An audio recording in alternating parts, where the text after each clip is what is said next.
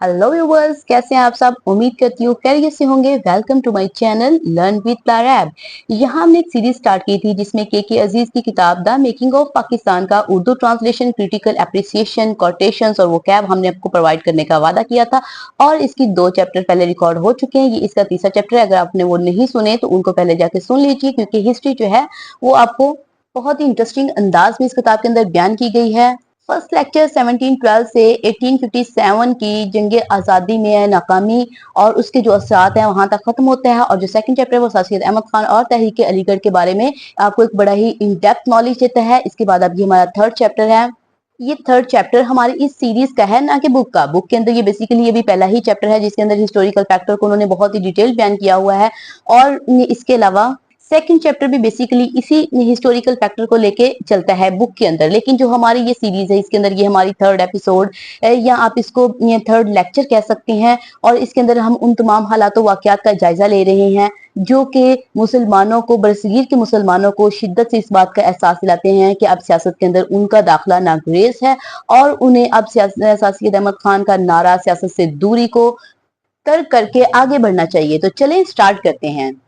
Interregnum, दरमियानी वक्फा। सदी के इख्तिताम तक मुस्लिम कम्युनिटी नए ख्यालात के साथ मुतहर्रिक हो रही थी। बहुत कुछ हासिल कर लिया गया था, हालांकि बहुत कुछ अधूरा भी रह गया था। पुरानी नस्ल जिसने शिकस्त और रिखत का कड़वा फल चखा था, उसकी जगह एक नई नस्ल आ गई जो पुरजोश, जिंदा दिल, जिंदगी के मौके से ताजा दम, अपनी यकजहती से आगाह और मुस्तकबिल के लिए पुर उम्मीद थी।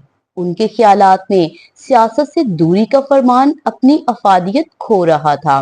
मौजूदा सूरत हाल अब इस जवाज को खत्म कर रही थी। हिंदुओं ने कांग्रेस को मुनज़्ज़म किया, अपने मुतालबात मुरतब किए और अंग्रेजों को अपने वजूद और ख्वाहिशात से आगाह किया।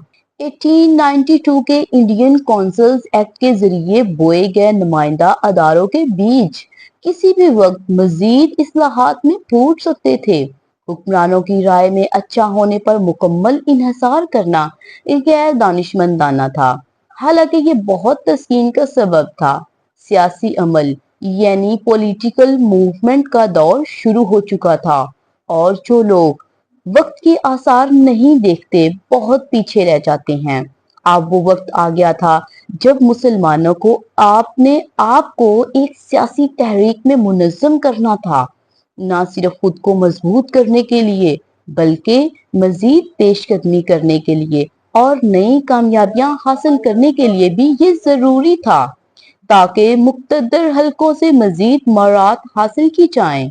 मगर रवायात से रूगर्दानी नहायत मुश्किल काम है। जैसे कि अल्लामा मोहम्मद इकबाल फरमाते हैं, आईने नो से डरना, तरसे कोहन पे अड़ना, मंजिल यही कठिन है कौमों की जिंदगी में। वो रहनुमा जिन्होंने सर सैयद के हाथों तरबियत पाई थी, अभी भी सियासी तहरीक के लिए हिचकिचाहट का शिकार थे। बाबाए अलीगढ़ ने ये पाबंदी लगाई थी। वाकयात ने अभी उनकी नसीहत को बातिल साबित करना था और जब तक सियासी उफक पर नए आसार नमूदार नहीं होते, जल्दबाजी में कोई फैसला करना बईदल अक्ल साबित हो सकता था। उधर बंगाल में होने वाले वाकयात ने जल्द ही फैसला उनके हाथों से ले लिया। अक्टूबर 1905 में लॉर्ड कर्जन माहिर वाइसराय ने बंगाल की तकसीम का ऐलान कर दिया और उसे नाफिज किया, जिसमें हिंदू मगरब और मुस्लिम मशरक के दरमियान तकसीम की लकीर खींची गई। इस बेजरर नजर आने वाले इंतजामी अमल और इसके नताइज ने मुसलमानों के हक में अपना फैसला सुना दिया। कर्जन का बुनियादी इस्तदलाल ये था कि बंगाल इतना वसीओ अरीज सूबा था कि एक गवर्नर जनरल के जरिए मौसर इंतजाम नहीं किया जा सकता। उन लोगों को जो बंगाल को गवर्नर और एक ही इंतजामी काउंसिल के तहत देखना चाहते थे, उसने secretary of state for India को लिखे गए एक खत में जवाब दिया, एक आदमी की हुकूमत 3 आदमियों की हुकूमत से बहुत बेहतर है। अगर इसका मौसर इंतजाम किया जा सकता हो तो ہم ہندوستان میں علاقوں کی ذاتی معلومات اور مقامی لوگوں کے انتظامیہ کے ساتھ ذاتی رابطے چاہتے ہیں۔ یہ صرف سربراہ اور اس کے زیر انتظام لوگوں کی باکفیت سے ہی حاصل کیا جا سکتا ہے، اور 3 حکمرانوں کی حکمرانی سے تو یہ بالکل ناممکن ہے۔ ممبئی اور مدارس دونوں میری نظر میں انتظامی کمزوری کی واضح مثالیں ہیں۔ اس کی اصل حکمت عملی یہ تھی کہ بنگال کے 1 یا 2 ضلع لے کر انہیں آسام کے چیف کمشنر کے سپرد کر دیا جائے۔ بعد میں اس نے اس اسکیم کی مخالف قوتوں کی حوصلہ افزائی کی اور اپنے 1904-8 کے بنگال کے دوروں کے دوران پیش کیے گئے خطوط کا جواب دیتے ہوئے واضح کیا کہ وہ بنگال سے کاٹ کر ایک نیا صوبہ بنانے کے بڑے منصوبے پر غور کریں گے، جس میں لیجسلیٹو کونسل کے ساتھ لیفٹیننٹ گورنر کا ہونا بھی کافی اہم ہے۔ Secretary of state for India نے جون 1905 میں اس اسکیم کی منظوری دے دی تھی، جس کے تحت بڑے بڑے علاقے بنگال سے نئے صوبے میں منتقل کیے گئے، جنہیں سرکاری سطح پر مشرقی بنگال و آسام کا نام دیا گیا۔ اس کی آبادی 31 ملین تھی، جن میں سے 18 ملین مسلمان اور 12 ملین ہندو تھے۔ بنگال اب 54 ملین باشندوں کے ساتھ رہ گیا تھا، جن میں سے 42 ملین ہندو اور 9 ملین مسلمان تھے۔ یہ آبادی کی تقسیم ان دونوں صوبوں کی بتائی گئی ہے۔ مختصر یہ کہ وائٹ پیپر میں کہا گیا، اب بنگال اور آسام پر مشتمل علاقوں کو 2 کمپیکٹ اور خود ساختہ صوبوں میں تقسیم کیا جائے گا، جن میں سے ہر ایک کے سب سے بڑے اجزاء کردار میں یکساں ہوں گے اور جو واضح طور پر متعین حدود کے مالک ہوں گے اور ایک اعلیٰ درجے کی انتظامیہ کے مکمل وسائل سے لیس رہیں گے۔ 2 نئے صوبوں کے قیام کا اعلان ستمبر میں جاری کیا گیا تھا۔ مشرقی بنگال اور آسام باضابطہ طور پر 16 اکتوبر 1905 کو وجود میں آئے۔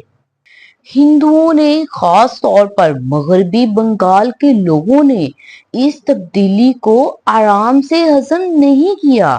انہوں نے حکومت وقت پہ الزام لگایا کہ مسلمانوں کو ایک ایسا صوبہ دے کر جس میں ان کی اکثریت ہے، بنگالی قومیت میں خلل ڈال کر، بنگالی وطن کو تباہ کر کے ہندوستان کے لوگوں کی نیشنلزم اور حب الوطنی تحریک اور جذبے کو مجروح کیا گیا ہے۔ بنگالی بولنے والوں کو تقسیم کر دیا گیا ہے، جس سے بنگالی ثقافت پر ایک مہلک دھچکا لگا ہے۔ لیکن عصری شواہد سے پتہ چلتا ہے کہ ہندو مخالفت بغیر کسی مقصد کے نہیں تھی۔ تقسیم پر اس لیے شور مچایا جا رہا تھا کہ اونچی ذات کے ہندو چاہتے تھے کہ ریاستی حالات کو اسی طرز پر رکھا جائے جو مسلمانوں کے برصغیر آمد سے پہلے تھے۔ پڑھے لکھے ہندوؤں کو اس بات کا خوف تھا کہ مسلم اکثریتی صوبے کا قیام انہیں ان کی موجودہ اجارہ داری اور اثر و رسوخ سے محروم کر دے گا۔ نئی تبدیلی چٹاگانگ کی بندرگاہ کے لیے ترقی کا باعث بنی اور کلکتہ کے ہندو اس کے ممکنہ حریف کے طور پر خوف زدہ تھے۔ مختصراً پہلے بنگال کے اور بعد میں دوسرے صوبے کے ہندوؤں نے بھی ایک ایسے صوبے کی تخلیق پر اعتراض اٹھایا جو مسلم اکثریت پہ مبنی تھا۔ دوسری طرف مسلمانوں نے تقسیم پر خوشی کا اظہار کیا۔ تقسیم کے نفاذ کے 6 دن بعد 22 اکتوبر 1905 کو ڈھاکہ میں مسلمانوں کا ایک بڑا اجلاس منعقد ہوا، جس میں اسپیکر نے اسمبلی کو اس تبدیلی سے ملنے والی مراعات کا ذکر کیا۔ 24 اکتوبر کو ایک اور بڑے اجتماع نے خدا کا شکر ادا کیا کہ تقسیم عمل میں آئی۔ تقریریں ان فوائد پر مبنی تھی جنہیں بنگال کی تقسیم کے ذریعے بہت سے ظلم و ستم سے بچایا جائے گا جو انہیں اب تک ہندوؤں سے برداشت کرنے پڑے۔ 1906 میں تقسیم کی پہلی سالگرہ کے موقع پر پورے مشرقی بنگال میں مسلمانوں نے ایک یادگار کو اپنانے کے لیے ہندوستان کے سیکرٹری آف اسٹیٹ سے اس بات پر خوشی کا اظہار کیا کہ انہوں نے تقسیم کو ایک مسلمہ حقیقت قرار دیا تھا۔ 1906 میں قائم ہونے والی مسلم لیگ نے سپٹمبر 1908 میں ایک قرارداد پاس کی اور امید ظاہر کی کہ حکومت اس طے شدہ حقیقت پر عمل درآمد کرتی رہے گی، مگر تقسیم مخالف مظاہرے جتنے شدید ہوتے جا رہے تھے، مسلمانوں کو یہ خدشہ لاحق ہوا کہ کہیں برطانوی حکومت ہندوؤں کے اس مطالبے کے سامنے ہتھیار نہ ڈال دے، لہٰذا محض قراردادوں پہ قناعت نہ کرتے ہوئے مسلم لیگ نے 11 نومبر 1908 کو under secretary of state Morley کی تقسیم میں مداخلت نہ کرنے پر مسلمانوں کی طرف سے شکر گزاری کا اظہار کیا اور خبردار کیا کہ کوئی بھی تبدیلی مسلمانوں میں شدید عدم اطمینان کا باعث بنے گی۔ مشتعل افراد کے ہاتھوں میں اس وقت سب سے مؤثر ہتھیار سوادیشی موومنٹ تھا، یعنی برطانوی اور غیر ملکی مصنوعات کا بائیکاٹ کریں۔ ہندوؤں کا اصرار تھا کہ مسلمانوں کو بھی غیر ملکی اشیاء کا بائیکاٹ کرنا چاہیے اور ان کی خرید و فروخت سے انکار کریں۔ یہ بات مسلمانوں کے لیے ناگوار اور ناقابل قبول تھی۔ انہیں نہ تو اس تحریک سے کوئی غرض تھی اور نہ ہی اس کا بائیکاٹ ان کے لیے فائدہ مند تھا۔ مسلمانوں کا انگریزوں یا انگریزی ٹیکسٹائل مالکان سے کوئی جھگڑا نہیں تھا، اس کے علاوہ ان کی روزی روٹی کے لیے بھی یہ نقصان دہ تھا، کیونکہ زیادہ تر مسلمان تاجروں کا پیشہ غیر ملکی مصنوعات کی خرید و فروخت سے ہی تو جڑا تھا۔ جب ہندوؤں نے تحریک کی جانب سے اپنے جوش و خروش میں ہچکچاتے مسلمان دکانداروں اور تاجروں پر جسمانی تشدد کیا یا سماجی دباؤ بڑھا دیا تو فرقہ وارانہ پریشانی ناگزیر تھی۔ جیسا کہ ہندوستانی ساختہ مصنوعات اکثر معیار کے اعتبار سے غیر ملکی مصنوعات سے کمتر اور قیمت میں زیادہ تھی، غریب مسلمان فطری طور پر اس قربانی سے ناراض تھے جس پر انہیں مجبور کیا گیا تھا، وہ بھی ایک ایسی تحریک کے لیے جس سے انہیں کوئی ہمدردی نہ تھی۔ مزید یہ کہ مسلمان اس بات کو تسلیم کرتے تھے کہ جب کلکتہ حکومت ان کے امور کی نگران تھی تو ان کے پاس ترقی کا کوئی موقع نہ تھا۔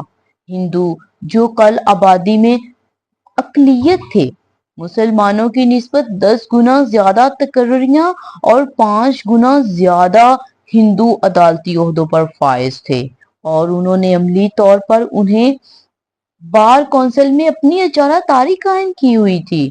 غیر ملکی حکام کا ایک نہایت تھوڑا سا تناسب مشرقی اضلاع میں مقرر کیا گیا تھا۔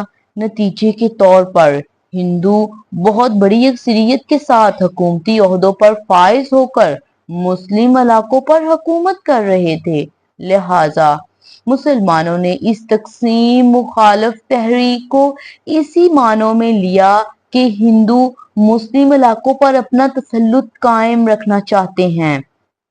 ہندوؤں کے اس دعوے پر کہ تقسیم نے بنگالی قومیت کی جڑ کو کاٹ دیا ہے، یہ واضح کر دیا کہ برطانیہ کے لفظ بنگال کو ایک انتظامی ادارے کے طور پر اپنانے سے پہلے اس کا کوئی جغرافیائی یا تاریخی معنی ہی نہیں تھا۔ تقسیم کے بعد بھی آنگا بانگا کو ایک یونٹ کے طور پر برقرار رکھا گیا اور صرف گنگا سے پار کی ڈویژنز کو بنگال سے الگ کیا گیا۔ اس طرح تو اصل بنگال اسی پوزیشن میں باقی تھا۔ پھر ہندوستانی صوبوں کی تقسیم اور انضمام کی اور مسائل بھی موجود ہیں، جبکہ ان سے متاثرہ آبادیوں نے کوئی احتجاج نہیں کیا۔